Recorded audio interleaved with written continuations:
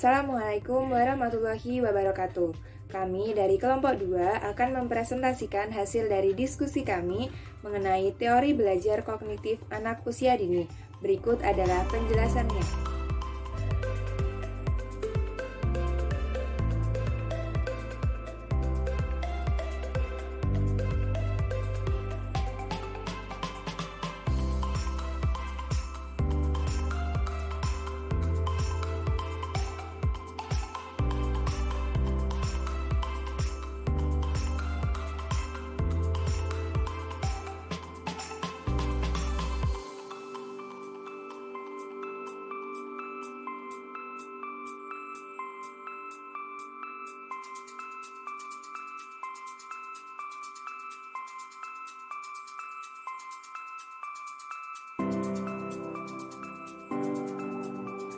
Teori kognitif dan implikasi dalam pembelajaran.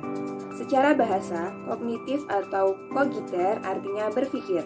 Dalam Kamus Besar Bahasa Indonesia, kognitif berarti segala sesuatu yang berhubungan atau melibatkan kognisi, atau berdasarkan pengetahuan faktual yang empiris.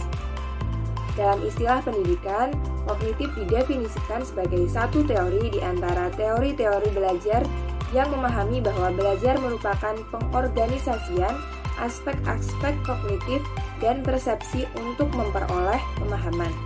Ilmu pengetahuan dibangun dalam diri seorang individu melalui proses interaksi yang berkesinambungan dengan lingkungan. Proses ini tidak berjalan secara terpisah-pisah, tetapi melalui proses yang mengalir, bersambung-sambung, dan menyeluruh. Belajar, menurut teori behavior, merupakan perubahan tingkah laku sebagai akibat interaksi individu dengan lingkungannya. Interaksi tersebut merupakan hasil dari conditioning melalui SR, stimulus response. Abu Ahmadi dan Widodo Supriyono mengemukakan perubahan tersebut dapat diamati dengan indera manusia dan dituangkan dengan tingkah lakunya secara langsung. Belajar menurut teori kognitif adalah suatu proses atau usaha yang melibatkan aktivitas mental yang terjadi pada diri manusia sebagai akibat dari proses interaksi aktif dengan lingkungannya untuk memperoleh suatu perubahan dalam bentuk pengetahuan.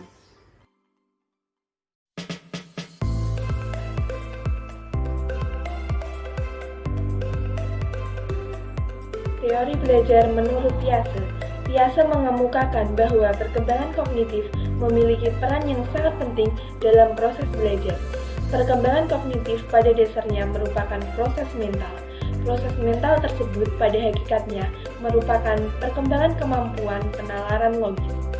Semakin bertambahnya umur seseorang, maka semakin kompleks susunan sel syarafnya dan semakin meningkat pada kemampuan kognitifnya. Sistem persekolahan dan keadaan sosial ekonomi dapat mempengaruhi perkembangan kognitif pada individu. Demikian pula dengan budaya, sistem nilai dan harapan masyarakat masing-masing. Tahap-tahap perkembangan kognitif menurut Jean Piaget. Menurut Piaget, pengetahuan dibentuk oleh individu melalui interaksi secara terus-menerus dengan lingkungan. Adapun 4 tahap perkembangan kognitif menurut Piaget, yaitu tahap pertama ada sensori motor di usia 0 sampai 2 tahun. Individu memahami sesuatu atau tentang dunia dengan mengkoordinasi pengalaman-pengalaman sensoris seperti melihat atau mendengar dan dengan tindakan-tindakan motorik fisik. Tahap kedua ada praoperasional di usia 2 sampai 7 tahun. Individu sudah mulai bisa mengatakan kata-kata, tapi belum terlalu jelas yang ia katakan. Individu memiliki perkembangan motorik untuk melakukan sesuatu yang dilihat atau didengar. Tahap ketiga ada tahap operasional konkret di usia 7-11 tahun. Individu mulai berpikir secara logis dan sudah dapat membedakan benda yang sama dalam kondisi yang berbeda. Tahap yang terakhir ada tahap operasional formal di usia 11 tahun ke atas. Individu dapat berpikir secara abstrak, lebih logis dan idealis.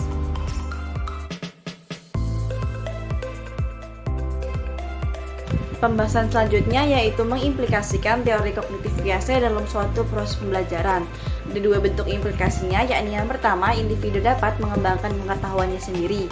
Pengetahuan yang dimiliki individu dapat dibentuk atau dikembangkan oleh individu itu sendiri melalui interaksi dengan lingkungan yang terus mengalami perubahan. Dengan begitu, individu pun akan mampu mengalami kemajuan perkembangan kognitif ke tahap yang lebih tinggi. Implikasi yang kedua yaitu individualisasi dalam pembelajaran.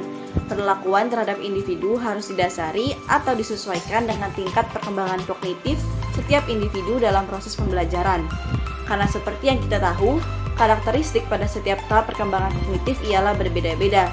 Untuk itu, perlu disesuaikan proses pembelajaran antara pola dan tahap perkembangan tertentu dengan umur anak. Dengan begitu, kegiatan belajar pun akan berhasil.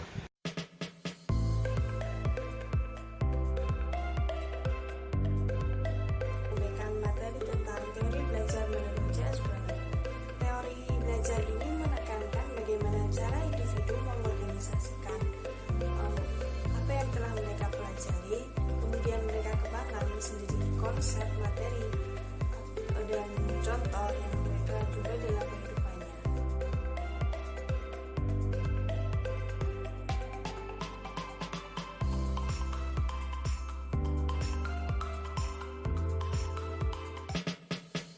Terdiri dari 3 prinsip belajar. Yang pertama, fase praoperasional.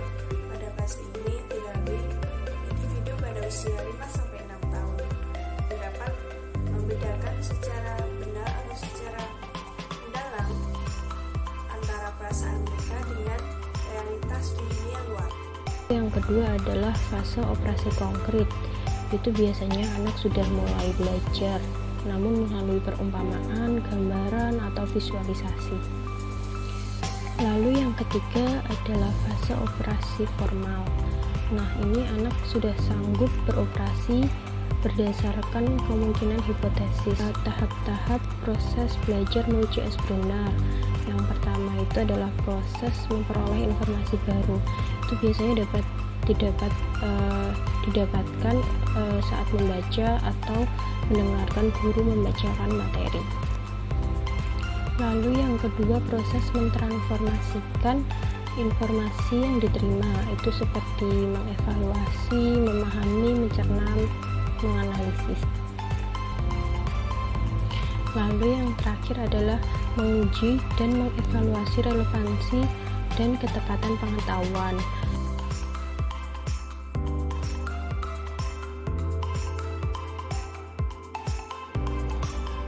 Implikasi teori belajar Jerome Brunner dalam pembelajaran. A. Partisipasi aktif individu dan mengenal perbedaan. B. Guru sebagai tutor, fasilitator, motivator, dan evaluator.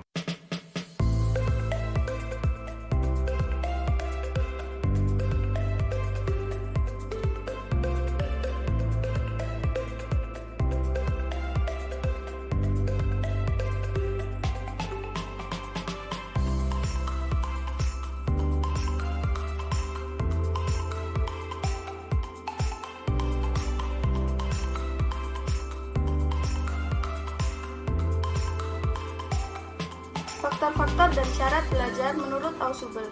Untuk faktor, yang pertama, struktur kognitif yang ada. Kedua, stabilitas. Ketiga, kejelasan pengetahuan. Untuk syarat, yang pertama, materi yang akan dipelajari harus bermakna secara potensial. Kedua, siswa yang akan belajar harus bertujuan. Implikasi teori belajar Ausubel dalam pembelajaran. Yang pertama, kunci keberhasilan dalam belajar terletak pada kebermaknaan bahan ajar yang diterima atau yang dipelajari oleh siswa. Guru harus mampu untuk mewujudkan pembelajaran yang bermakna ini dengan terus menggali dan mengeksplorasi segala potensi. Teori belajar menurut Gestalt. Menurut Gestalt, belajar adalah proses pengembangan yang didasarkan pada pemahaman atau insight, yang berarti pemahaman terhadap hubungan antar bagian dalam suatu situasi permasalahan. Insight inilah yang merupakan inti dari pembentukan tingkah laku. Dalam teori belajar Gestalt ini, yang paling penting adalah mendapatkan tanggapan yang tepat, mengerti, dan memperoleh insight. Teori belajar Gestalt ini disebut juga dengan Feld Theory atau Insight Learning, yang memiliki inti belajar bahwa objek atau peristiwa tertentu dipandang sebagai suatu keseluruhan yang terorganisir. Belajar menurut Gestalt. Yang pertama, insight tergantung dari kemampuan dasar. Yang kedua, insight tergantung dari pengalaman masa lampau yang relevan. Yang ketiga, insight hanya timbul apabila situasi belajar diatur sedemikian rupa. Yang keempat, insight adalah hal yang harus dicari. Prinsip belajar menurut Gestalt. Tujuan belajar adalah untuk mendapatkan pemahaman atau insight. Belajar dimulai dari keseluruhan, individuasi bagian-bagian dari keseluruhan. Individu belajar untuk mendapatkan pemahaman atau insight.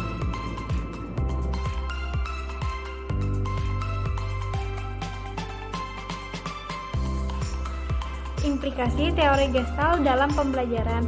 Seperti perilaku bertujuan, belajar harus terarah pada tujuan untuk mendapatkan pemahaman tentang sesuatu dan pembelajaran akan menjadi lebih efektif. Pembelajaran akan memiliki makna apabila siswa mampu memahami objek yang dipelajari, memiliki kemampuan mengenal dan memahami unsur-unsur, serta memahami keterkaitan unsur-unsur dalam suatu objek atau peristiwa dan keterkaitan antara pengetahuan yang baru dengan pengetahuan sebelumnya.